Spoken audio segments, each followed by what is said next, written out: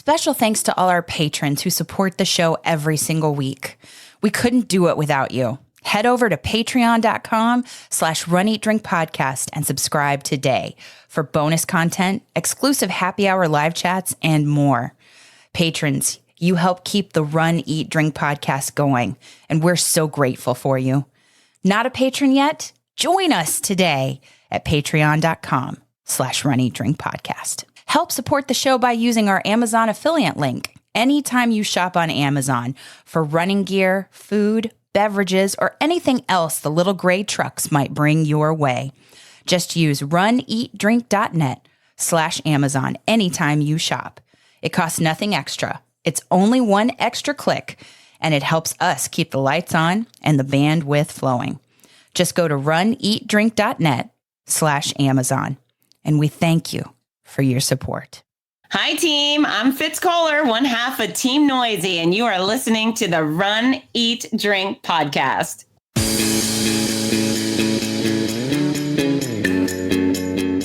Welcome to the Run, Eat, Drink podcast. We feature destination races from across the country.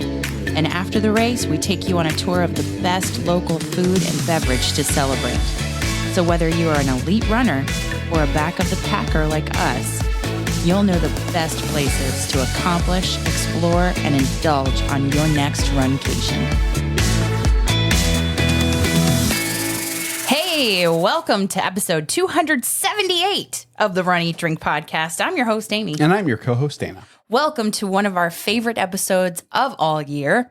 It's the DONNA. It's the Big Sunday Races recap. That's right. It's the DONNA half marathon weekend. Half marathon for us. Marathon weekend and ultra for a few select runners who want to do those distances. Yes.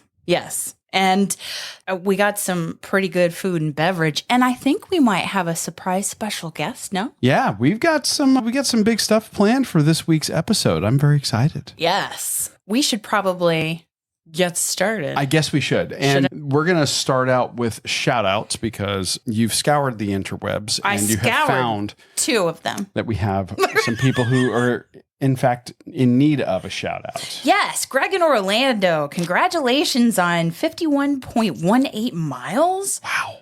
Yeah, I'm going to be prepared next year. And I was like, you went 51.18 miles? Seriously? And weren't prepared? Really? You finished it. It's just like last week when we were talking about the Beckerings and how he completed over 64 miles of the Ultra 110. Yes. I congratulations, Greg in Orlando. Greg, you're a beast. Yeah. That distance, if you count a race weekend, and let's throw in a challenge weekend there, I've never gotten to 51 miles. Forget the 0.18. 19.3. That's for the challenge. That's what we did. And that's assuming you didn't do any running earlier in the week leading up to it. Congratulations. Cheers. And we want to shout out Intuition Ale Works because last week on the show, we recapped the 5K. Our disappointment. Yes. In not going to Intuition Ale Works because they were closed. They were closed. They were in the collapse zone of a building that's right next to them. It's a multi-use structure that's got the bottom floor is going to have retail space. Top floor is going to have living spaces. And apparently there was a very big fire, this huge complex, and they were in the collapse zone. So they had to be shut down while the demolition was being done. So they had to push their Underdark release to this past weekend, which was President's Day weekend. And if you've we're recording. And if you've listened to the show for any length of time, we typically talk about that beer, I think once a year. Is roughly what it works out to. We may be talking about it again tonight. And we might have some. And if you're as what Dana would call podcasting juice. Yes, podcasting juice. And if you are going to be watching the video of this on our patron feed at patreon.com/runeatdrinkpodcast, we're going to be talking about this beer later on. Well, because we have last year's beer. That's last year's beer. We like it so much, we bought flats of it and we saved it. And I might have messaged them and said, do you deliver for 2024? Since but I don't think they will. But at any rate, congratulations. I'm so glad that they were able to do it despite adversity, pushed through and made it to the finish line, as it were. Yes. Those are the 2 shout outs I have. And if you would like a shout out for you or someone else that you love on the show, do us a favor. Email us at info@runeatdrink.net. That's info@runeatdrink.net. Or you can go old school and call us. Old school? Old school. Old school. You can do less work if you call and leave a message at 941-677-2733. That's 941-677-2733. We can play your voice on the show as you shout out someone you care about in the Runcation Nation, or send in a shout out for yourself. Exactly. Let's talk running, but let's welcome a special guest to talk about running. We do have someone very special to talk with this week, and those on the video are going to be able to see her. This is none other than the race announcer for the DONNA Marathon weekend. Yay. Friend of the podcast, Fitz Kohler. Welcome. Oh, thank you so much for having me. You know, I love you guys. Oh, we love you. You could come on our show anytime. You have an open invite. Yeah. Oh, good news. That's good news. And I love listening to your show as well. You're very entertaining and easy to listen to. It's pop in my earbuds and go and take my sweet friends on the road with me. So thank you. Your show is also one for a long run, I would say, or a car ride, or really anytime. I think you've had some really great episodes lately. Yeah, thank you. The Fitness show is doing well. When I got sick a few years ago, I let it die. I just couldn't keep up with it. That was one of the things that I didn't have the mental capacity to keep creating it. And so I let it fizzle. Oh, come on. Podcasting's easy. You just talk. No big deal. There's no work that goes into that. Oh my gosh. Yeah, I just didn't have it in me. Hanging by a thread, doing all the other stuff. And then in the fall, people started yelling at me. I just started getting harassed. Like, what is the Fitness show? And so I decided, you know what? If they're asking, I should get back to it. And so I have, and I've had some great guests and great topics, and people are doing better and being better because of it. So I'm glad I got off my duff and got back to work. And I love that you're doing lives and letting the community kind of be a part of that. And that it's so nice to be able to connect with you and just be a part of it. We appreciate you doing it. It's something that we very much like jumping in on from time to time when we're able to. Wow, thank you. And that's mutual. That's vice versa.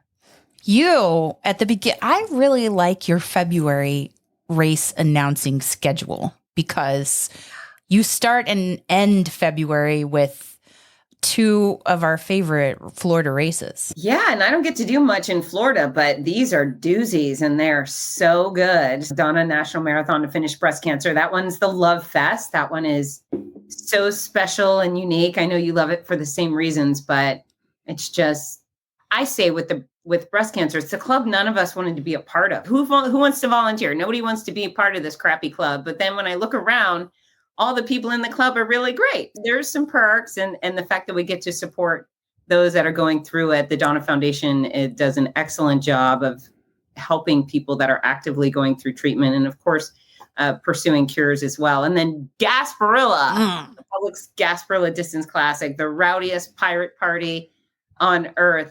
It's so much fun. It's just, are you guys running it this year?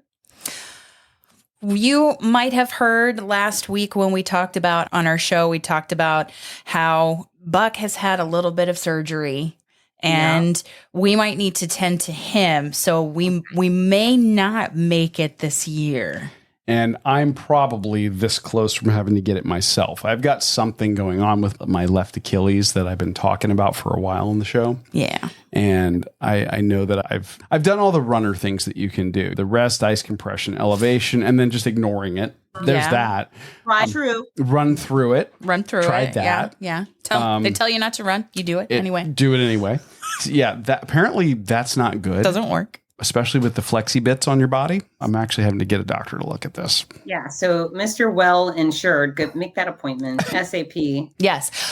I would just like to say, if there's anybody that is running the Gasparilla Distance Classic, they should stop by the best booth at the expo that is going to be at the expo period, which is Fitz and Meb. They're sharing a booth. That's what I hear. Is that true? Yeah, it is. This will be for the second year in a row. Last year, we joined forces and we had a big, long line. And I was in that line. I know. Oh, that's right. That's right. Yeah. And we got books for your father-in-law Mhm. and his dad at that time. Yeah, it was great. We got to meet each other's favorite athletes or athletes who maybe they came from Meb and they met me or vice versa. And Meb is so sweet. And we genuinely want to connect with as many of our athletes as possible. So we will be at the expo Friday from 11 a.m. to noon and then 3 to 4 and then Saturday from 2 to 3. So they're scheduled book signings and meet and greets. But yeah, what a great privilege and what a great sidekick for the weekend, right? Yeah. Oh, absolutely. Love that. And we've talked about that race a couple of times here on the show. That's one I very much enjoy, being a Tampa native, and Gasparilla is part of Tampa's culture. I don't know. Do you get an opportunity to stick around in Tampa afterwards and party a little bit, or is it basically you're on to the next race and you're out? Once the final finisher crosses the finish line, I will head over to the Finish Line Fiesta and it's winding down, right? So I do like to get one Mick Ultra. I'm not a big drinker, but I certainly will go at least have one. And then I'm pretty much donezo. I'm cooked. I worked very hard over this weekend. So when we're done, I take it easy. I pack up and either I'll go home late Sunday night or Monday morning. But yeah, I'm cooked. I don't get much of the fun other than the elite, extraordinary fun that I get to have as race announcer, which I think is top tier. And you do a phenomenal job being in full costume. Oh, yeah. On the mic at the race event, regardless of what the weather's going to be. Mm-hmm. That's right. Yeah, they rent me costumes, professional, incredible pirate costumes. Yeah. And they're delivered to my hotel. I get this trunk of pirate stuff just delivered to my hotel. And so when I get there, it's the most fun thing ever, just digging through it and seeing what goes with what. And I love it. Why can't we dress like pirates all year, right? I guess you technically could. But maybe I will. I don't know. We look forward to it. It makes it special. It makes it a unique weekend. And maybe we can have you back to talk about how that weekend went if we're not able to get up there due to, broken dog podcasters. Absolutely. There's always a million things to brag about in Gasparilla. True. Let's talk about Donna. Yeah. Because the two of you, unlike this one here, like me, got to participate in the Donna Marathon Sunday race. I was but a chauffeur and tea go-getter. I didn't. I was executive assistant to the race announcer for a hot minute. Did you locate some caffeine-free Diet Coke and some French fries? No, you should. I wasn't that good. You should have, because I did get her some fuel. tea. Well, that's good, considering what happened. It was great. It was very chilly in the morning and I needed some support. And Dana, I actually asked him, I went over, I said, would you please get me a tea? And he did. He's such a gentleman. Aww. I hate to ask for things, I was glad to help. Yay. Aww. Very chivalrous, Dana. And then Dana got a cool spot. Didn't you get to hang out over by my stage? Yes, because thankfully the security folks there for the Donna were doing a phenomenal job. And I'm like, I'm with her. You got him into the cool space. I got him into the cool space. The VIP space. Exactly. Yes. You dropped me off and I did not get to see any of that. We ran late that morning. It was a rough morning getting out of the hotel and getting there. We stay about 15, 20 minutes away. Yeah. The hotel that we have historically stayed at. It's central in Jacksonville and it's equally inconvenient to everything. But it's convenient to everything. But it's also convenient to everything as well. So we just opt to stay there. Now, looking at this year's host hotel, I regret that. I think the host hotel was wonderful. The Marriott. The Marriott there. Courtyard. Nice view, beach view. Very nice. But so I ended up dropping Amy off at the runner drop-off location that they gave us in our digital packet.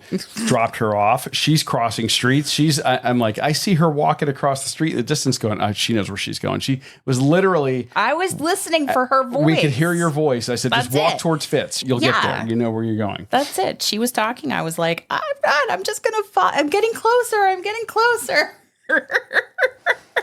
And then I found the village where we were all lined up I saw Susan Kolbinski, who is a part of the Galloway Productions crew and was actually walking the marathon, the half marathon, one of the pacers, walking the distance. Mm-hmm. And so I got a picture with her, and I saw Dean Gerber, who was actually with the one who is the sweeper, who is the very last runner. And he's, I'm going to start with him and then I'm going to inch my way forward. I guess that's a game he does. I guess some people do that. Oh, yeah. If you start at the end and then you pick people off, or I'm going to pass this person, I'm going to pass that person. And Danny would pass a lot of people. Apparently, clearly, our dog would do that. But so I saw him, and then I found Josh, and then we were basically off. And I have a picture of Fitz as I was passing when she was up on her platform. We were starting. So now, what did you think of that start line experience? What did I think of it? We were on the grass in like the pavilion, and I appreciated having access to the porta-johns or porta potties or whatever the right porta potties verbiage is for that. Yeah. So I appreciated that. I think we were like staggered in a little bit. So you know how sometimes they will snake us at some races. Mm-hmm. The later corrals will move and do a U-turn. That's how I felt it was going for us. Okay. And I wasn't there all that long, to be honest, to be totally fair. Was that to keep it from going too far back away from the start line? I don't know. You know what? I was told by the ops team to have the first corral line up on the road, and then the other folks, second corral, line up in the grass. So maybe that's the space we had, perhaps. That makes sense. With whichever roads were staged or cut off in the... And this is the second year in a row that we've been to this race where they've started there. Yes. And or I should say third year in a row, because you weren't here last year. So 2 for me. So 2 for you.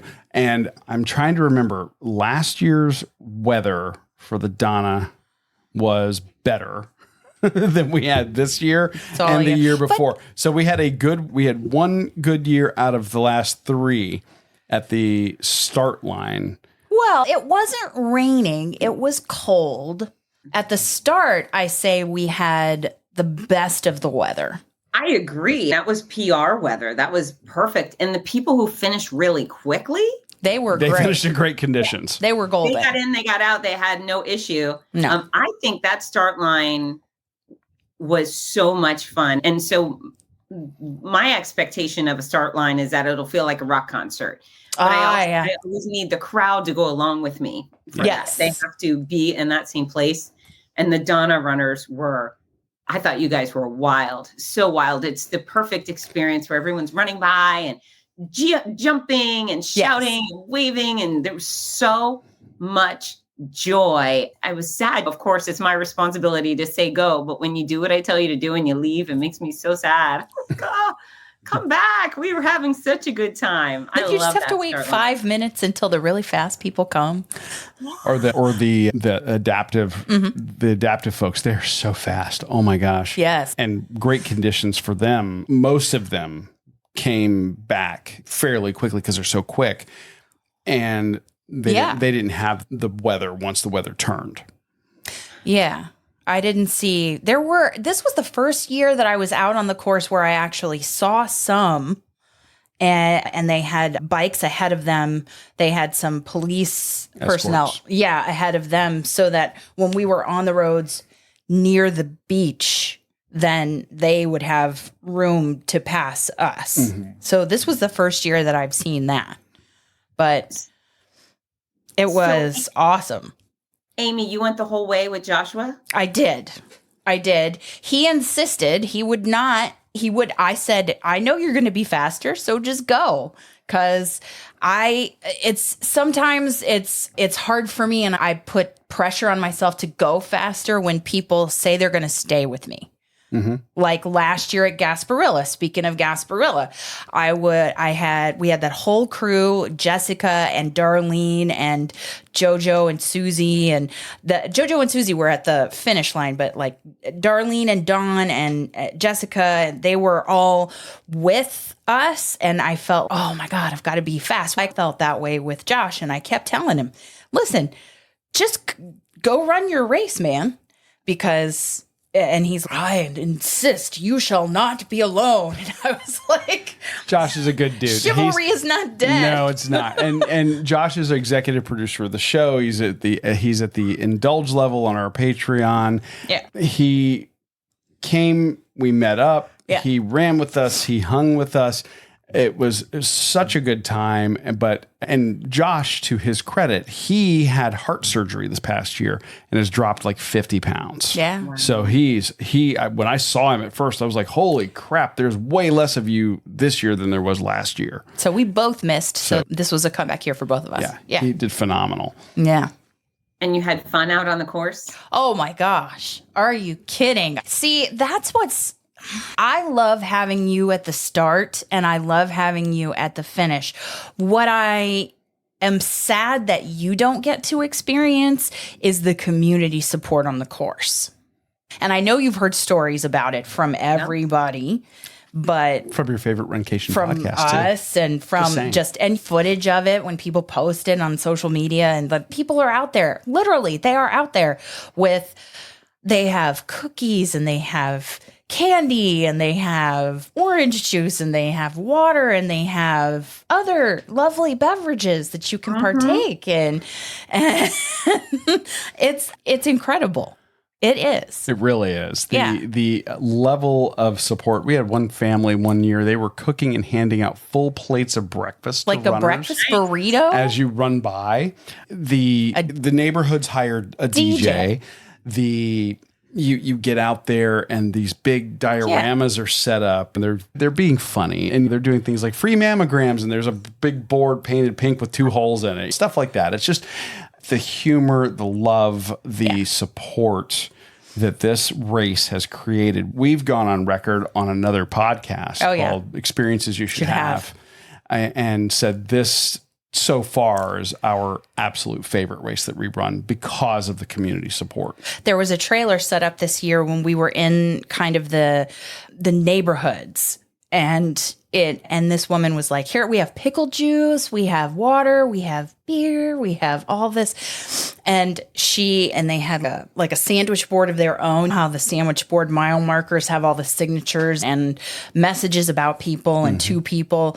She had a sandwich board. It's like, runners, we love you. Thank you. We have pickle juice. They had listed everything that they had. They had a dog there. And she stopped, and one of her cohorts took a photo with her. She's hugging us. It's all, you can't get better than the communities that come out in force. And we really didn't have bad weather until mile 10. And even after mile 10, there were people still out there. Tell me, you're at mile 10 and it starts raining. What's going on with you and Josh? Are you feeling like, no big deal? Or are you thinking, dang it? I don't think I wasn't. I'll tell you that I wasn't disappointed. I think Josh was like, what is this? We're crazy. It's like we're laughing and we're excited. And it was almost like the weather gave us a second wind. And as long as there's not thunder and lightning, I'm good. I love cold weather, and I thrive in conditions like that. Says the woman who trains all year round in Florida heat. That's true. Yep.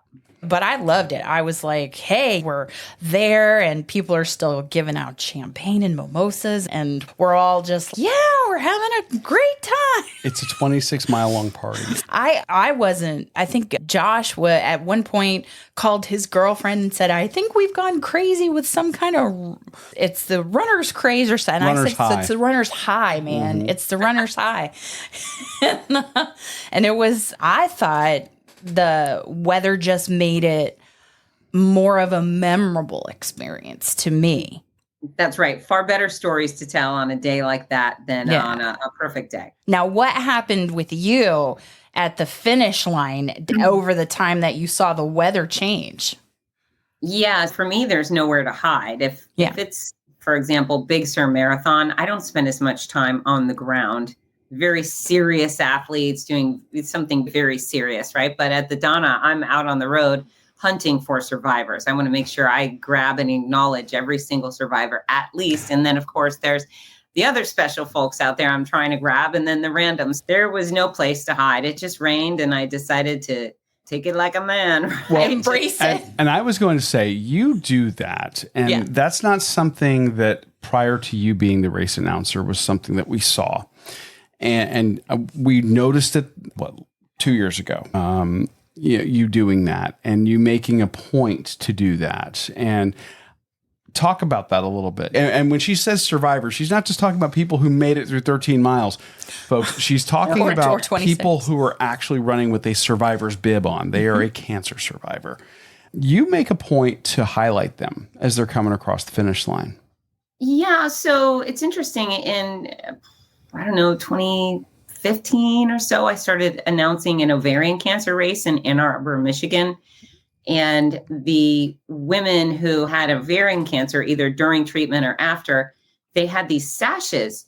And you know that it just generically, I'm obsessed with all of you. I am so, as a fitness pro, I've spent my career begging people to exercise, trying to convince them, coerce them, twist their arm, saying exercise is a good idea.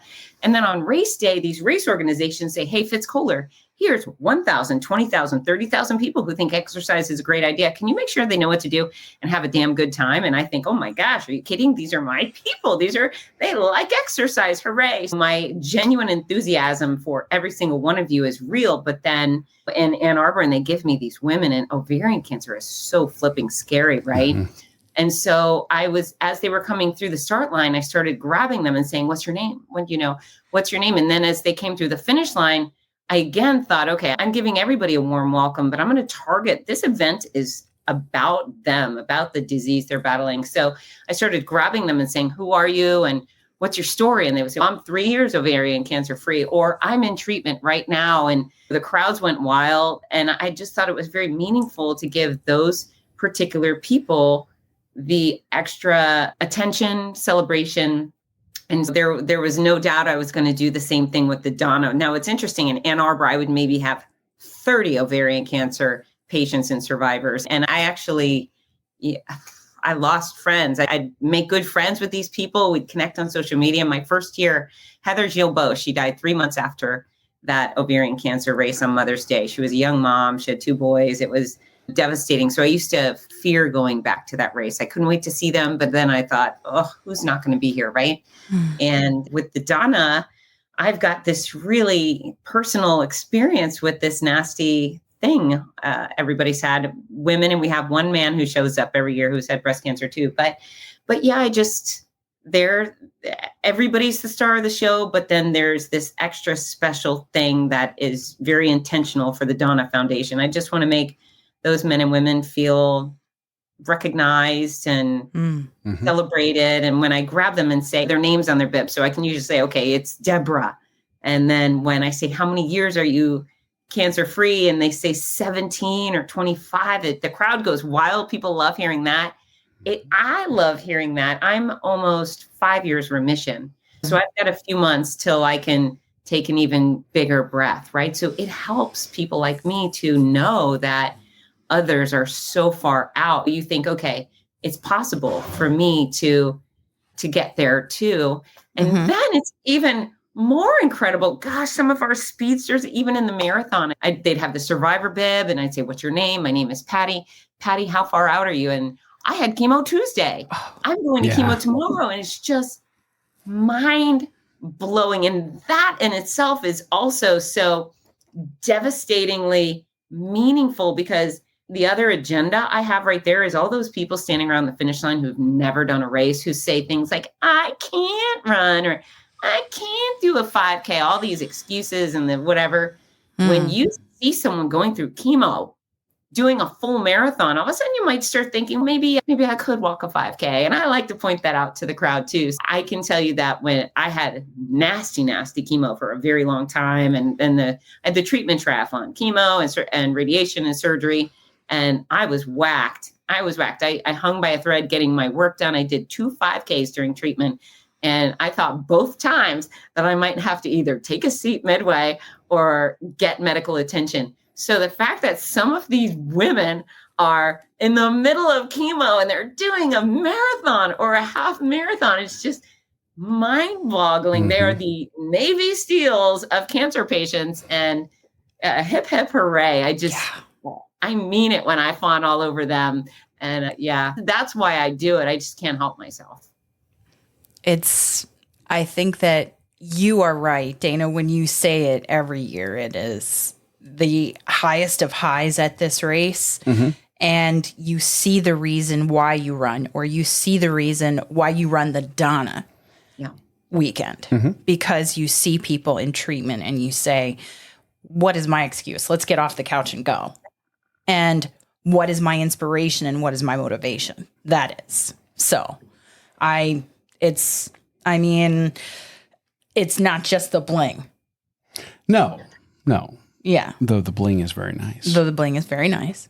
But it's very inspiring. And I don't, Fitz, do you have any, when you're talking about, Josh and I, we crossed that finish line, and what you did for us is what you talk about that you do for all the survivors, or all the people who are running for family members, or anybody who is crossing that finish line. You make us feel like rock stars. Do you have any stories from the weekend that you just look back on and go, yeah, this is one I've got to tell. This is one for the books? Yeah, and that particular finish is your finish. And it's to set it up for folks, it's monsooning. It's not just raining. It's buckets. It's true. Every ounce of our clothing are soaked, our underwear is soaked, our 25 mile an hour winds. It was rough. Yeah, conditions degraded. Yes. We had gone swimming in the ocean and then ran out on the finish lines. Yes. Pouring. And I've been welcoming all sorts of soggy people through the finish line, but you and Josh come up and I go running I was like, hooray! Yes. And Josh, I go to see you. Now, Josh, very chivalrous. I was going to grab him by the hand too. And he put his hands up and he said, no, take her. He was specifically stood back for me to give you a special moment. And so I took that. I said, okay. And when I grabbed you by your hand and we finished together, and just, I was so happy to be with you, but you giggled and giggled. It was the cutest finish of all time. There was the hysterical, you were giggling the whole time. And then when we stood there and danced after you crossed the finish line, it was just the best. All I could think was how adorable you were. I've never seen anyone giggle like that after finishing a half marathon. You were the cutest you've ever been. Aww. And yeah, it was precious. And that's actually for the folks out there. I didn't get invited to be on this podcast. I reached out and I said, have you recorded? Because there's something I want to share. And Dana and Amy said, all right, come on, we'll give you 15 minutes or whatever. But I just wanted to tell everybody. We'll give you 15 minutes. Come on. Right. Be the show. This is it. It was the most joyful, adorable, perfect finish of all time, Amy. And I'm so happy to share that with you. So kudos to you. It was so much fun. It's this one was so special because you were there at the finish, because Josh was there. And even though I was feeling like, oh, he's hanging back because of me, and because just a month earlier, probably 3 weeks earlier, I was out in California at the return of the Disneyland races, and my body just said, no, I'm not going to cooperate with you today in terms of keeping the pace that they had so that they could open up the streets of Anaheim in a timely fashion. And they have strict guidelines they have to adhere to. So I knew it wasn't going to happen. I got there and I finished in the parking lot at the after party. But this was a comeback because I couldn't be there last year. And for 100%, I would do it again anytime, considering my dad is in treatment and it's successfully fighting his cancer, which I am so thankful for. But this was a comeback because I wanted to be in 2 places at once last year. And this was a comeback because it is to have a race that here we're gonna have a half marathon, and we're gonna give you as long as the marathoners have on the course. Yeah. And we're going to give you an amazing race announcer. And then we're just going to rain celebration down on you. I used to talk about on the show the canisters of pink confetti at the start that I missed. Yes. So I think that the rain is there just instead. But it was just such a great finish because there might be something to that. I don't recall them having rain in the years they had confetti. Ooh. Worth mentioning. Ooh. Just saying. Okay. We might know somebody who's in charge of this whole thing. Amanda. Maybe. Yeah, drop that on her. See how she I'm sure they love confetti. I'm sure the cleanup is loves just that stuff. Worth fantastic. it. Yeah. So fun. Yeah. I don't know what the mayor would say. But no. But it was just and when I see pictures like you posted, Melissa posted from the D Squad, and just I think it's one of the most memorable race finishes that I will have in a long, long time. Well, it was a privilege to be part of that finish with you, and I think everybody just took the rain in stride and had fun, and we were stomping in puddles. I had a whole team of fraternity guys that were assigned to the finish line. Oh my God, they were so fun. Sigma Nu, Jacksonville University. I felt like I was at a frat party for a couple of hours, and what a privilege it is not only to be able to go run these races, but to run in the rain. That's something we all wanted to do when we were kids, right? And when you can't compare the challenge of running in the rain to enduring cancer care, you go, so much better to run in the rain. What a great day, right? And I would say almost everybody took that in stride and had a great attitude and just made the best of it. And yeah, we eventually dried up, right? Yeah. Absolutely. Well, and I compare this to 2 years ago when we had the big meetup, when we had everybody. Yeah. It was 30 mile an hour sustained winds. It was driving rain the whole time. Yeah. And then the winds changed direction on our marathoners who we had in our team that were doing the full marathon. So they never got a tailwind. It was headwind the entire time. And they still finished in this amazing headspace and mood because of exactly that. And it's no small part what you do at the start and finish line for us running when I get to participate. I would like to say that what you did for me is after I crossed the finish line in such an amazing way with Fitz, to have you there taking video of us dancing. And I haven't seen this video. Exists. Yeah. She has it. But you had the video going of us at the finish and then dancing at the finish. And I think so many times over our running career, we have crossed finish lines together, but to have you there to see the look on your face, I think it was akin to the look on your face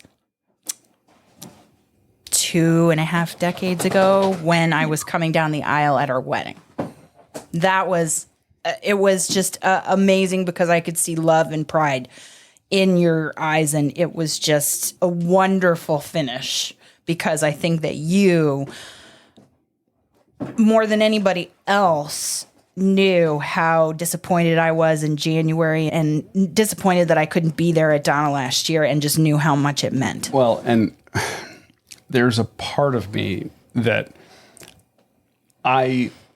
it was not easy for me to go, I know that I should sit this one out. I could push through and do 13 miles. I could do 13 miles, no problem. I could get it done.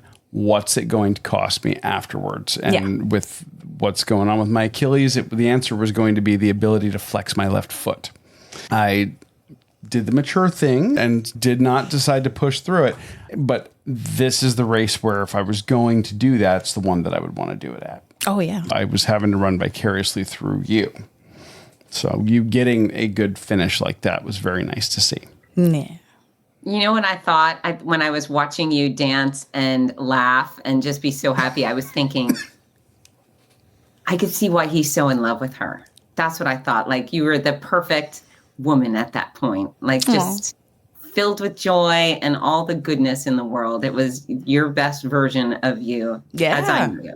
That's what I thought. Thank you. And Dana, you didn't do the mature thing. You did the wise thing. And I want to remind everybody, all the people who show up to a start line injured, it's just pure foolish. The whole reason we do this is for your health.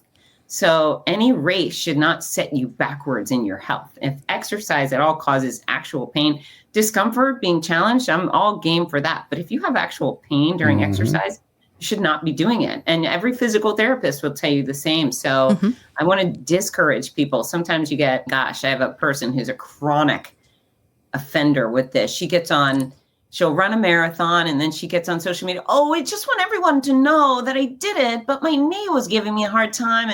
And every time she runs, there's this pile of crap she dumps on us after. And I feel like, stop running, respect your body, strength train, flexibility, work on stretching, work on balance, rehab, and then come back in a way where you're not miserable or it's stupid, it's foolish, and it's not brave, and it's not heroic. And so everybody should know that when you are injured, you need to yield to your actual health and take a seat and celebrate your loved ones. Go be part of the cheer squad, and you will live to run another day. That's exactly it. Yeah. Difference between hurt and injured. Injured's a physical state, hurt's an emotional state. I'm actually injured, working on that and making sure that I'm able to run healthfully. Yeah. Healthfully. Yes. Yeah, running should do only good things for your body, not bad things for your body. And that's the other part of that solution is everybody needs to do strength training and stretching and balance training. And that'll make you more likely to have more good days while running. But That's true. Yeah, Exactly. Lecture over. Let me just also say thank you for what you did before the DONNA happened, which was to donate to our auction online to your course, your Fixing Your Life with Fitness course. And the information and the advice that you are doling out right here as a PSA, you get the real fits and some real knowledge to help you accomplish goals in that. So for everybody out there that hasn't had a chance to check that out, they should. And we can't thank you enough for donating that to the auction to help the DONNA Foundation. My pleasure. Thank you for asking. And this is a situation where Fitz talks about a lot about fitness, but it is a metaphor for other areas of your life. Yeah. It's not just, yes, the lesson is about, we're going to talk about strength training or whatever the topic that week is, but it goes beyond just you getting your sweat on and getting swole. It's about the mental attitude and the habits you're building and things that will actually make positive changes in your life.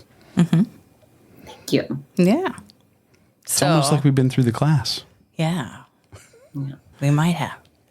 Well, Fitz, do us a favor. Tell us where people can find you online, because we're going to ask you to stick around for the food and drink segment. But if you can't, we understand. But we want to make sure that everybody knows where they can find you and connect with you, and also what you have coming up.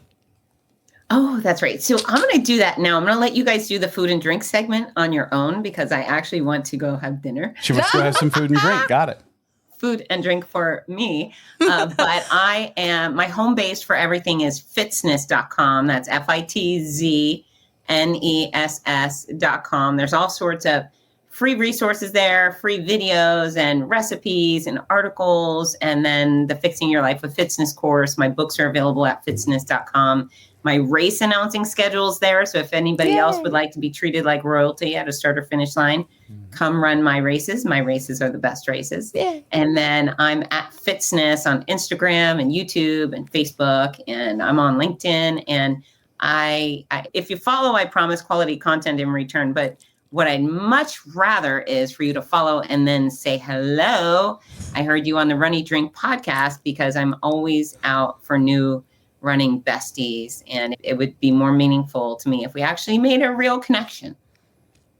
And we will link Yes. to everything in the show notes. Yes. So You have Gasparilla. After Gasparilla, where are you headed? So Gasparilla, and then that's a good question. Oh, this is weird. I'm now hosting a massive pickleball tournament in Sacramento, March 7th through the 10th or something like that, which will be very interesting. It's my first time doing that, but so we can no longer call you a race announcer. We have to call you a sports announcer. Sports host. Yeah, well, I'm going to stick with race announcer for now. We'll see how the pickleball thing goes, but yeah, so that should be interesting. Yeah. I'll be speaking at a breast cancer conference in Vegas the next week, and then Public Savannah Women's Half Marathon the first weekend of April. And then the end of April is Big Sur Marathon, followed by OC Marathon, and then Buffalo Marathon and Fargo Marathon. So I've got a whole bunch of great things coming up in the spring. You are also raising funds for a good cause. And do you want to talk about that, or? Sure. I got suckered in, invited, however you want to describe it, to a Dancing with the Stars fundraising competition for the Dance Alive National Ballet Company. And you know what's interesting is when I ran Boston after cancer stuff, I was invited for that. And I thought, damn it, I don't really want to do this, but okay, fine, I'll do it. And I ran Boston, and it was great. And when I crossed that finish line, people started saying, are you going to run Boston again? What's your next marathon? Blah, blah, blah. And I just thought, I don't know, maybe I'll do another one, but I'm not committed to that right now. I'd like to branch out. And for some reason in my mind, I thought a dance challenge would be fun. I had no idea how that was going to play itself out. I had no idea, but that's what popped into my head, and I just kept it there. And then last year I was invited to do this Dancing with the Stars competition, and I couldn't do it because I was announcing Coast Guard Marathon. But this year they came back, and I looked at my schedule and I said, okay, so I'm doing this. There's, I think, about 15 competitors. There's 15 professional dancers from the National Ballet Company. And then they're paired up with average Joes and Janes like myself. And we have a professional choreographer, and we were all able to choose our own dance style. And I foolishly went looking online, over ambitious as I am, I Google searched, what is the most athletic, rowdy ballroom dance? And all arrows pointed to the jive. And I thought, okay, the jive it is. And so now I'm jiving for my life. It is very challenging, and it is so fast moving. I did not know my body would go this fast, and it's awesome, and it's fun, and I laugh and I enjoy it every day. But I haven't had this kind of challenge in a very long time. And yes, I do things professionally that are challenging and physically that are challenging, but nothing I've done since I was a competitive kickboxer could also yield public humiliation. So that's really the difference with this. There was no chance of me being humiliated at all in Boston. Mm-hmm. I was going to finish that race come hell or high water. Mm-hmm. When I stepped into the ring to fight, I could not just win or lose, I could be knocked unconscious, which I'm assuming would be very embarrassing. That never happened to me, thank goodness, but that was always on the line. And so now I'm going to be dancing live in front of 1,000 people. And I'm sure this video will be released post-performance. And I am just, I'm working so hard to get it right. And I think we have about 85% of the routine done. And I have only 38 days left. And it's tough. And I'm dancing in 3-inch heels. And it's just tricky. So if anyone would like to help support this ridiculous endeavor I've pursued, there are donation links on my Facebook page. And sure, $5, $50, $1 million, whatever you got would be great. Yeah. And all the prayers, right? Bless my heart.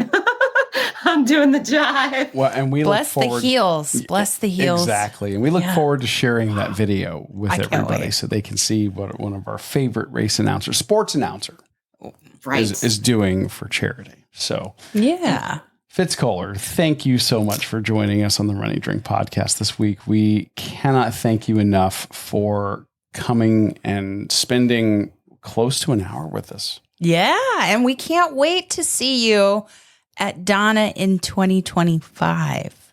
That's right. Hopefully sooner, because I love you guys and I miss you. And all of your listeners, please say hello. If you see me at a race, don't be shy. Yeah. I want to meet you. No, she doesn't bite. No. Usually. Lots of hugs. Usually. Lots of hugs. Lots of hugs. Yeah. Guaranteed you're going to get a hug. Yeah. So, and a noisy finish. Noisy finishes. Yeah. All right. Kick me out. All right. Thank you, Fitz. Thank you, Fitz. We'll see you really soon. All this talk of running makes me hungry. You would normally say that, right? I would normally say that. And I'm still saying it. I'm agreeing with you. Yeah. But what a great race weekend. Yeah, it really was. And we're going to be talking about probably one of the best meals at a sit-down restaurant that we've had on the show in quite some time. We have been to a lot of great places. And this is incredible. And it's a combination. We discovered this through a combination of two things. The power of Doctors Mike and Andi Sharp, bouncy hunters, runners. I think she's getting ready for Tokyo Marathon. Yes. And shout out to her. If she'll listen to her doctor if she will heal. Do what her doctor says. I hope that she heals and physician heal thyself. Is successful, and I'm excited to see her accomplish that goal. Yes. But she and Mike know where to eat, where to explore local food. They quite literally have Jacksonville. A perfect record in the places they've recommended to us. And I would say that the other place where I found this recommendation was Donna's partnership with Visit Jacksonville. Mm-hmm. The app, they had their trailer set up outside the expo, and they were spinning a wheel and giving away prizes. Yep. And Visit Jacksonville was a partner of the DONNA Marathon weekend. And so I was like, hey, I'll go and what is the Jacksonville Ale Trail all about? And what are the top food restaurant, like carb loading restaurants? Where can I find that? And then I checked it against Mike and Andi's recommendations. And I said, what do you think about Catullo's? Catullo's Italian. And she said, oh, yes, but get there early. Get there at open or you're sunk. And she wasn't kidding. No, we got there at open and there was a line. And this is a place, honestly, and I made mention of it. I said, I don't know that if I drove past this, I would give it a second look. I would say a tiny place in a strip mall by a Walmart. Yeah. And it's not that it was nice inside. I'm just saying from the exterior, there's nothing that would really draw your eye. No. It's Grace and Alan recommended that place out in California, which was not really, there are not bells and whistles and fireworks and saying, hey, look at me, come over here. It's very unassuming on its exterior. Same thing. Catullo's in Jacksonville. is very unassuming, but then you walk in and there's a nice long bar. It's a smaller seating area. There are a couple of booths at the front, and then there are tables throughout. And there, I don't know, maybe 10, 12 seats at the bar. And we went in, we were in probably the first 20 people in line. And thanks to Josh. He got there and got us in line. Executive producer of the show. Yeah. And guy who makes sure that we get seated. He got there and we get in and they sat the entire restaurant in one shot. It was like I've 5 minutes. I've never seen a restaurant do that. 5 minutes and you're done. Yeah. Yeah.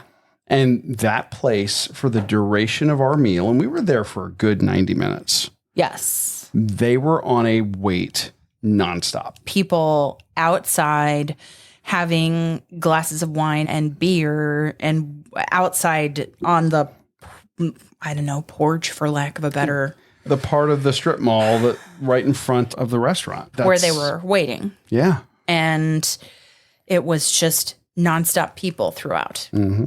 And we see why. Oh.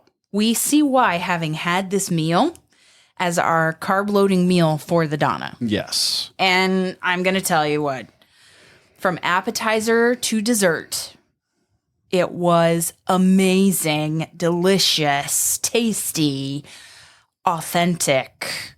And just beautifully prepared Italian food.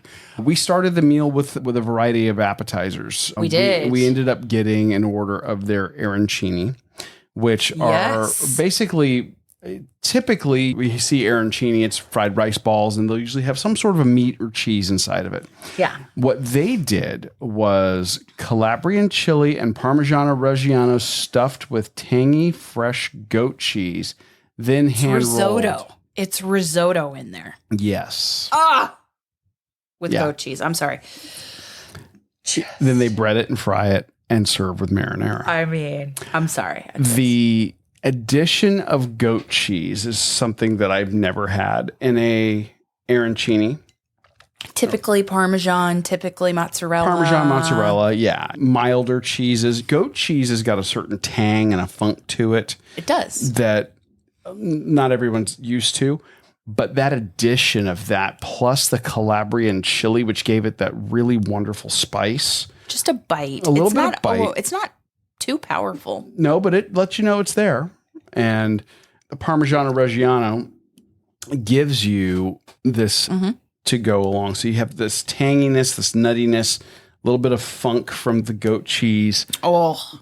The risotto it's creamy and perfectly cooked. But then you've got the crisp from that exterior, like the breadcrumbs on the exterior when they fry it. And so you have crunchy, it's creamy, like a tangy. Crunch. Yeah. Yeah, but it hits every single note you could want. And then you get that acid from the marinara sauce, which is dynamite. These are phenomenal. Yeah. Absolutely and it was, phenomenal. What? Two large arancini, and so good. So good. Now, Josh got the meatballs with the garlic sauce. Yes. Now, I'm going to tell you, it's like a white sauce. Our take, a more exotic meatball using spices from around the world, served over roasted garlic cream sauce. And the garlic is the star of that sauce. I've never had an Italian place at all do a meatball dish with a cream sauce. And these were smaller than the arancini. I would say the arancini were size of almost a tangerine. They were big. Yeah, and these were maybe golf ball size. Yeah. Maybe a little bit smaller. It gave it a whole different flavor. That garlic and creaminess and just tender meat. And it's a whole plate of that sauce. The sauce makes a bed, and then you have 1, 2, 3. You have 6 of those golf ball sized, and you have to drag them through the sauce. Oh, you have to drag them through the sauce. And when no one's looking, you need to lick the plate.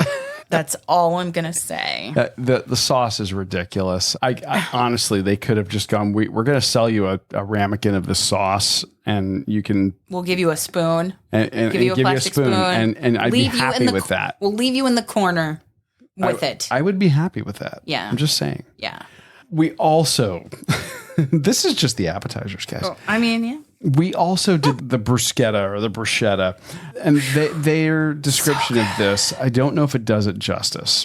They call it a different version of the everyday bruschetta you're used to. Maz incorporates tomatoes, Kalamata olives, basil, and capers to build the perfect combination of flavors. I don't know that I've ever had a bruschetta that had the Kalamata olives and capers, and it's such a nice touch.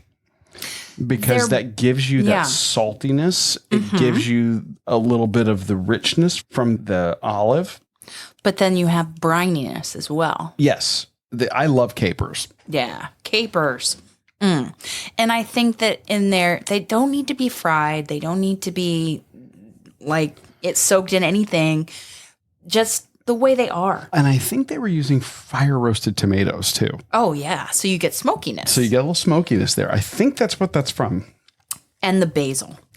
And the basil is just, it's that licoricey but not overly powerful. I love fresh basil. Yeah. It is one of those herbs that I don't know I've ever had a dish where it's been worse off from adding it. I think you could certainly overdo it. It's a strong flavor, but I just love the pop of freshness you get from fresh basil. That's true. That's so true.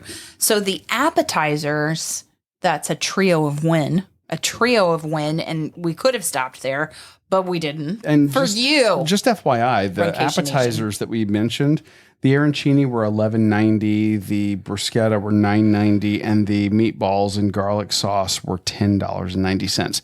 And you could have made a meal out of it. Oh, we could have done, seriously, That's we could have done a progressive meal where we just did like appetizers here and been perfectly satisfied. They have also a hand-cut, breaded, fried whole milk mozzarella they do. That would have been phenomenal. They also have a burrata. Yeah. Which I would have loved because I love burrata. And then they do that served with, or I'm sorry, it's stuffed with stracciatella and rests on a bed of basil pesto greens. Hello. Yeah. Mike's Hot Honey sauce on the side. I like Mike's Hot Honey, but it's very spicy. It's spicy. Yeah. And used judiciously. But, hello. The main course here, I don't know which one of us won. And I really feel like we need to go back and win some more. Because, hello. Do you want to start? I was going to say, Josh started with the gnocchi Catullo. That's true. That's true. We could start with his. And their description on the menu is fluffy little pasta pillows cooked in our fresh sage and Calabrian chili Alfredo sauce. And did he not get seafood on top of it? I believe that he got shrimp, if I remember correctly. Or scallops. Or scallops. Or both. Yes. We have to refer to the photos. Let us know. Yeah. But the gnocchi he let me try. Listen, I love a good gnocchi. And gnocchi is basically a potato dumpling that's cooked like pasta. And when not done mushy. Properly, they're not mushy. They have a little bit of chew to them. They're almost al dente. Ooh. And I was such a sucker. They like their Calabrian chili here, but the fact that they had a spicy Alfredo sauce. Oh, I've seen places do spicy Alfredo where they just dump a ton of black pepper into it. Too much. It's very one note and very... But see, this also has fresh sage. Yes. In the Alfredo. And another herb that I absolutely love. I adore it for Thanksgiving. I don't think I've ever seen it or known about it if it's not been ever present in any Alfredo sauce that I've had that I can think of. That's not a common ingredient. In Alfredo. No. But That is just genius. Okay. Yeah. Listen, I am a traditionalist when it comes to carb loading. And you know this about me. Yes, I do. I had to have what they call the Sunday supper, which is what their menu says is our spin-off version of spaghetti and meatballs. It's fresh egg pappardelle pasta or pappardelli. I don't know how you say it. I'm not Italian. Tossed. So I apologize to all of you who have those roots and know how to pronounce them, the pastas. I'm sorry. Tossed in our marinara, which is dynamite anyway, which we already know from the arancini. Served with 2 meatballs. Oh my gosh. And they can make it with butter. They can make it aglio olio, which is like the garlic and olive oil, spicy. But I got it with the marinara and the meatballs. And I'm just going to tell you that the pasta was cooked perfectly. And I love the wider noodle to hold the sauce. And the sauce was just, it tasted like it had been cooking for hours. And just the right amount of Italian spice. And the meatballs, they were tender. And the Italian spices and the meatiness and just you put it all together, it's the perfect bite. I want to go back and have it with the garlic and olive oil. Oh, and yeah. I just did not leave anything on the plate. I'm just not going to lie. Yeah, you let me have a bite. The pasta's phenomenal. I love fresh made pasta, just so hard to beat. And you can tell the flavor, the texture. It's just phenomenal. And yeah, you were in absolute heaven, I could tell. And I thought you might get the porcini mushroom tortelloni when you looked at it like that. I was very close to getting the porcini mushroom tortelloni. I love tortelloni. And then them doing this with basically a beef broth and red wine reduction right up my alley. Yeah. So that would have been just unctuous and delicious. But I went a little sweet and savory. And you won. I believe you won. I was super happy with mine. I ended up getting the pear fiocchi. And as they say on the menu, fiocchi translates to little purse in Italian. Fresh egg pasta sheets are stuffed with fresh pear, taleggio, robiola, and grana padano cheeses with a caramelized pear. Oh my God. But wait. There's more. There is. Wasn't there like bacon on the top? Then, of course, it is topped with this wonderful creamy Alfredo and then fresh bacon. I mean, seriously, was it bacon or was it fried prosciutto or I don't know what that was. 6 of one, half a dozen of the other. I don't know. It was salty, smoky, wonderful. This dish hit every note. The fresh pasta was absolutely cooked perfectly. Oh my gosh. The fresh pear, the caramelized pear, the 3 cheeses, taleggio, robiola, and grana padano. You're getting a combination of smoky, salty with those cheeses. A little bit sweet. The sweetness, I think, really came from the pears. And it was just such a great combination of flavors. And you got a little bit of everything. And then you got the crunch of the bacon. I'm going to call it bacon. Okay, whatever. It was just meaty goodness. And so you get the saltiness and the smokiness, the sweetness, the creaminess, everything in one bite. Good. Absolutely fantastic. I finished my entire plate. I mean, you let me have one. I let you have one. I let Josh have one. It was so good. That was it. It was just stellar. Stellar. Yeah. Oh, I'm sorry, but it was worth it. And I'm going to say it's a nice, it could be a celebratory meal. Oh, yeah. Also could be like we used it like a carb loading meal. And the space is adorable. They've got a beer and wine license. They have wine-based cocktails there. They have a wonderful wine list. but the whole space was a white tablecloth dining experience, and they were nonstop, turning tables, filling them up, staying full. And I'm looking at my photo of my meal right here. So lovely. I'm going to go with bacon on that because You think so? I think so. Okay. Yes. I don't know.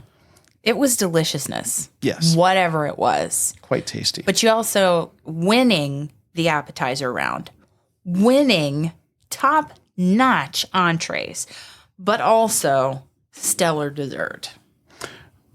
Let's talk about dessert. Limoncello mascarpone cake, citrus olive oil cake. And that's what we opted for. Hello. As they describe it, a sweet, dense, rich, and moist cake with fresh orange, lemon, finished with citrus glaze, salted caramel toffee, and chopped pecans. Just get it. Just do not pass go. Just get it.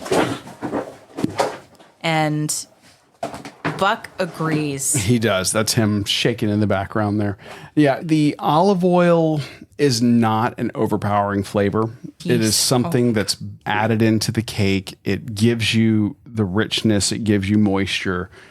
But it is not something that you would taste this and go, this is weird. No. Because some people think far from cake. it. Olive oil has its own inherent sweetness. Sweetness, a little bit of fruitiness to it. Yeah. Not the fruitiness is better. Not the really pale, like industrial olive oil. You got to spend a little money and get the good dark stuff. Yeah. But when you do that, the stuff that you want to drag a slice of crusty bread through, that's when you're getting that wonderful flavor. And you get a little hint of that. But that paired with the orange and the lemon. Oh, the citrus. Yeah. And then you get that salted caramel toffee and pecans on top of that. Yes. These two have a uniqueness to them. That limoncello mascarpone cake also. Again, oh my. Think most as a citrusy tiramisu. Oh. That'd be the best way I could describe it. Instead of it being like chocolatey and coffee flavored, this is more citrusy. It's so and good. Creamy. Just get it. Yeah. Just get them. Just get them. Yeah. And invite us. You can't go wrong. You really can't. Just do it. And I will tell you that the service we had was top notch as well. And their servers, they all work as a team, really. Yes. So they help each other. They deliver food for each other. And I always see that work so well. We see that at Nice Guys Pizza here locally, but it's just they're all in it together. Yeah. When restaurants do that, it prevents you from having those gaps in your service experience where you feel like you've been forgotten about. And if your food is prepared, the last thing you want is it sitting under a heat lamp. So I don't think food sits at this place. Nope. And we were visited by our server, other servers that were assisting. I think that they had dedicated water porter. Yeah. Who was coming around making sure waters were filled. And then we also had a manager visit our table. Yes. And we actually made a point of complimenting them. And they didn't know we were there for the show. Not at all. And they did an absolutely phenomenal job. I would go back. Yeah. Without a doubt. 100%. And a stellar meal like that, it makes me thirsty. It does. It requires a tasty beverage. It does. Every year when we go to the Donna Marathon weekend, we've gotten spoiled because this weekend is almost always synonymous with Underdark, the release of one of our favorite beers, Underdark, Amy just mentioned. Yeah. And this year we were not able to enjoy that. But we did find a fabulous place. We did. We had to tap into our friends who are local and say, friends, we cannot go to the brewery we would normally go to. Do you have any other recommendations? And in the conversation, they actually said, What do you mean you haven't been to Green Room Brewing? That is our fault. They were like, we totally dropped the ball. That we had already told you about it and you'd already been. And I said, yes, you've told us about it. We have it in our Mike and Andi guide saved on our phones. Yes. But we only have X amount of time any weekend that we go up there. Like 72 hours in total when we go to Jacksonville. And we always say we need to build in more time. But they were like, but they've been telling us about it for a couple of years. You weren't going to go without me. And I think you would have, actually. You're 100% correct. Okay. Anyway. But you would have brought me back. I'd have brought back beer, yes. Yeah. So I appreciate that. Thank you. But he waited for me. So, Mike, Andi, it was not your fault.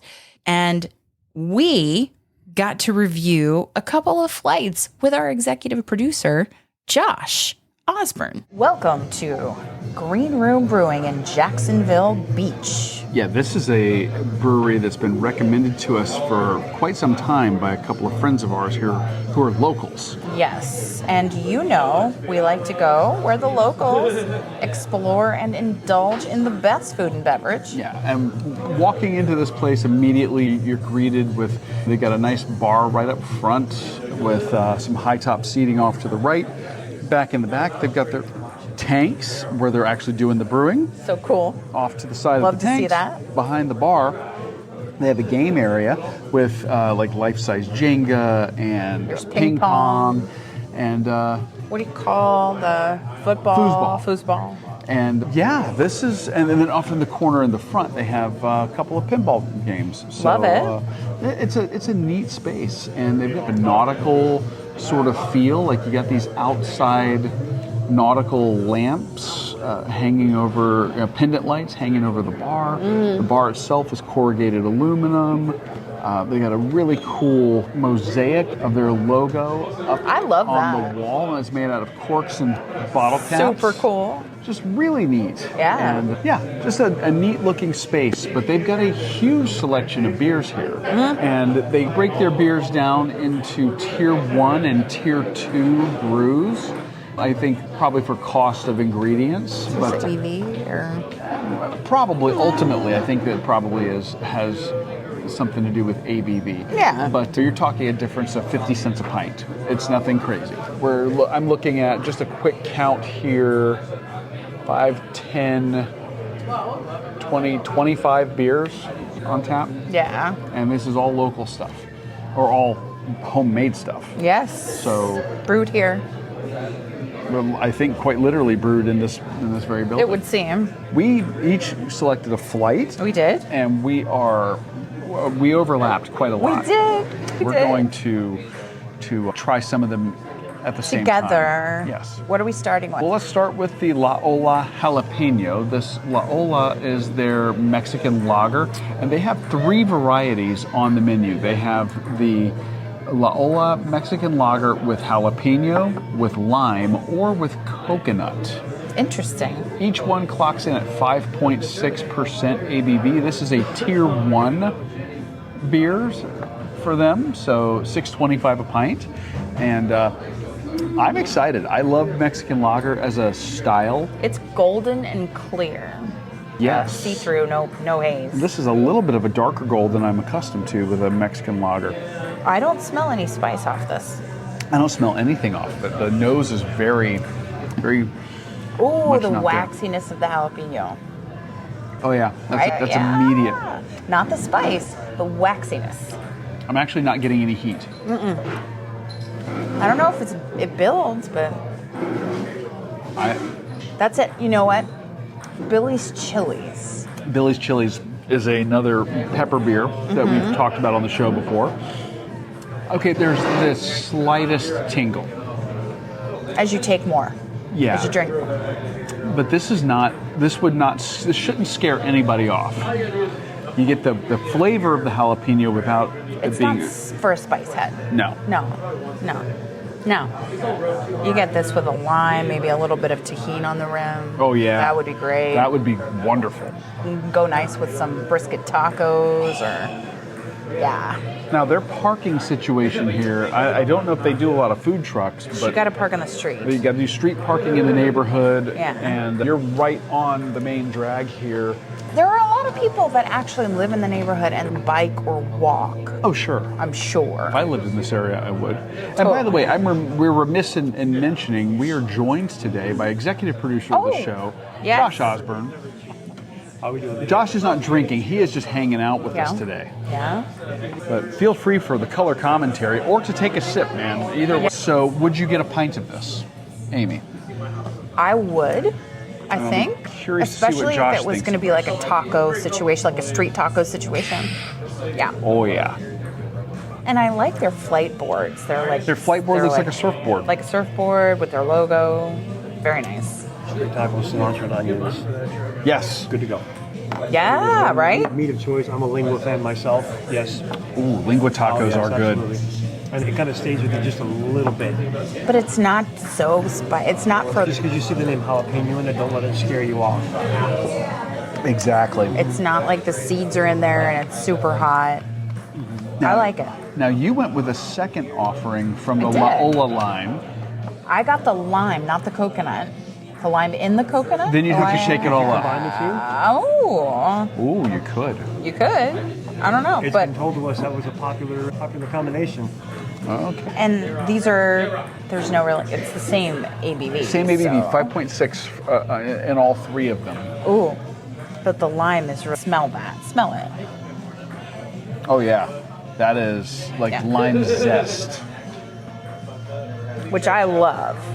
Do you get So. the tartness though? That'll be what I'm curious to see. I would say not tart. I would say The zest? the body of the fruit. It's like the meat of the fruit. Like the pulp, like he the said. pulp. Yeah. Yeah. More sweet than I thought it was going to be. Yeah. Not tart. That's what I mean. That's really good. I think I like that one better. The effervescence of the lime hits you right away. Then the jalapeno. You like it better than the jalapeno? I think I do, yeah. Josh, I'll be interested to hear what you have to say. And I like the jalapeno one, don't get me wrong. No, actually, this has more of the lime shows through, Yeah, but not overbearing.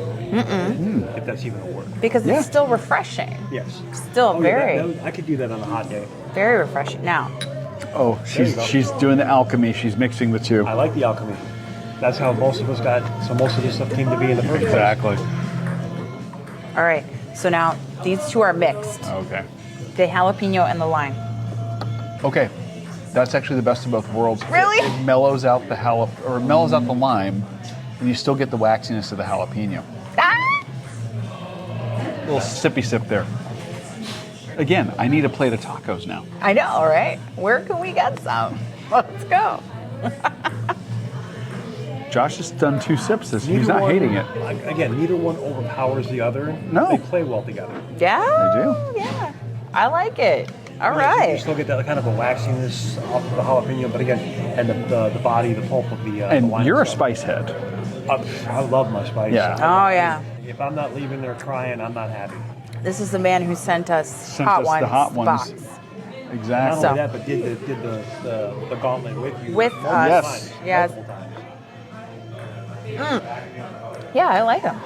Did I just catch a bit of smokiness off of that? Maybe. You know what? If you had that, if you had the lime, the jalapeno, and then you did some mezcal. Oh. Hello. Maybe a chili serrano? Oh, Yeah, now you're talking. so good. A good poblano. I like that. Would do well. I like that a lot. So far, I'm 2 for 2 in that. I really like that. But you need to catch up. Okay. My friend, They do have a honey blonde here called Diamond.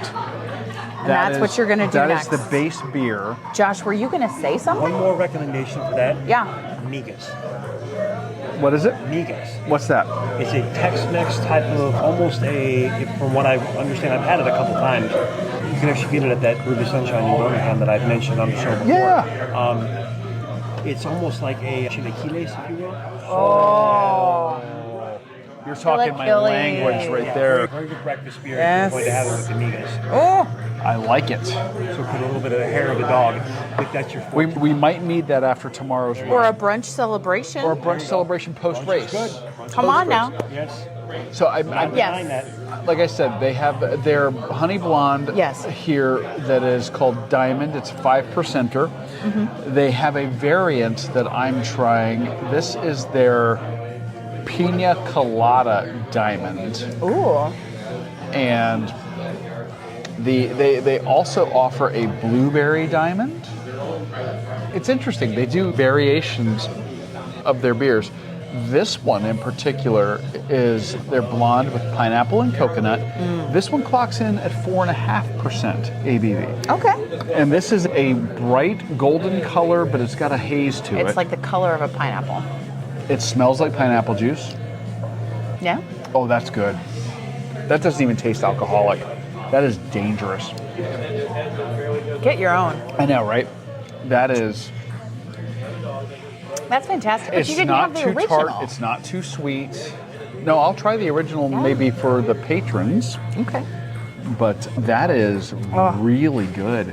And you would never know that's 4.5%. That's so good.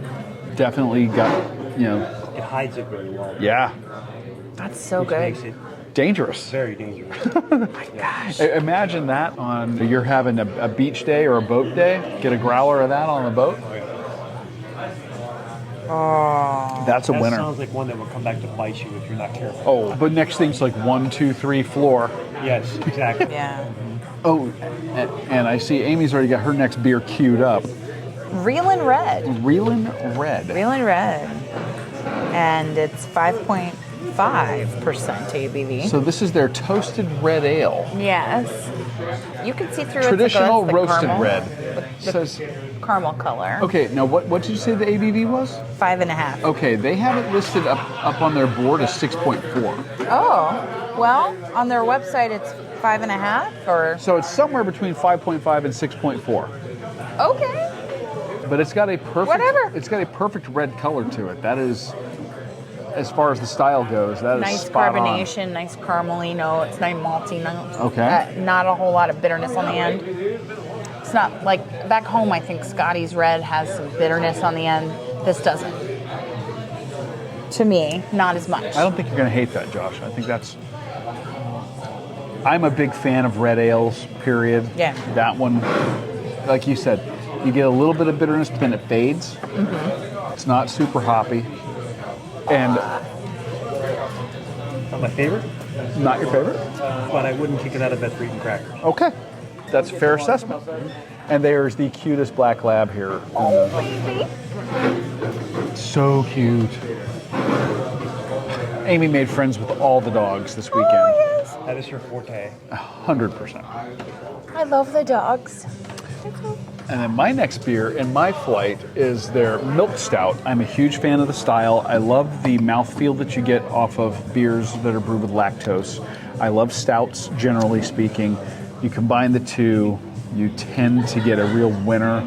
And theirs is called Silly Sea Cow, and it's listed at 7.2% ABV. So it's a little higher than what I would normally expect in a milk stout, but I'm very curious.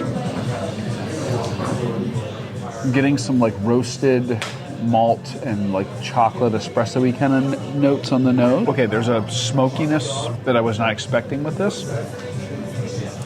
Almost a smokiness you get from like a scotch. Ooh, peaty. Yeah, that's a little Like a woody. not what I was expecting. Yes. It's good, but they surprised Smells me a little with bit the beer. smoky. I'm sure you were almost imagining Bell Cow. J-Dub's Bell Cow's a really good one.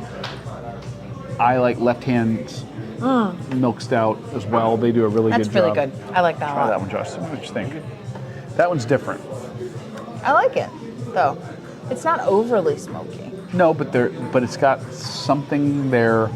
It's that toastiness from the toasted malt at the end. It's different. You don't hate it. You're not making a face if you do. So I'm discovering. Almost tastes like a little bit of vanilla in there or something. Yeah? Maybe I'm missing that.